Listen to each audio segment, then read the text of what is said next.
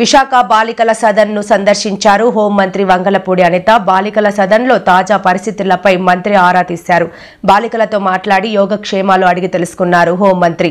కొంతమంది బాలికలు మానసికంగా ఇబ్బంది పడుతున్నారని, వైద్యులు పర్యవేక్షణలో పిల్లలు ఉండేలా చర్యలు తీసుకుంటున్నామని తెలిపారు. ప్రతిపక్షాలు బురద జల్లుతున్నాయని, చిన్న పిల్లలపై రాజకీయాలు చేయాల్సిన అవసరం లేదని అన్నారు.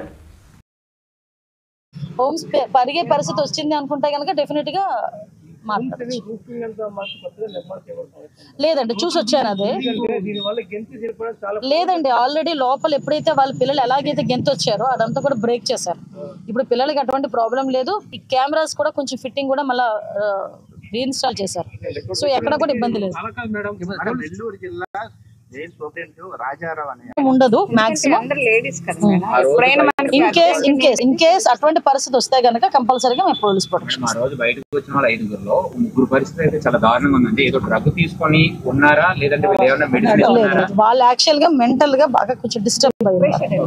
డిప్రెషన్ లో ఉంటారు. డిప్రెషన్ లో ఉన్న వాళ్ళ పరిస్థితి లోపల నేను 4-5గురితో మాట్లాడాను సందర్భంలో మీతో పాటు స్టాఫ్ ఎవరైనా ఉన్నారా? నేను ఒక్కదాన్ని మాట్లాడాను. ఎందుకంటే గతంలో సిచ్యువేషన్ అందుకే నాకు కొన్ని తెలుసు. ఉన్నటువంటి వాతావరణంలో వాళ్ళ స్టాఫ్ ఎవరైనా ఉంటే వాళ్ళు చెప్పుకోవడానికి కూడా ముందుకు రారు. నాకు తెలుసు కదండి. వాళ్ళని బుద్ధి ఇచ్చారు. లేదు, అందుకే స్టాఫ్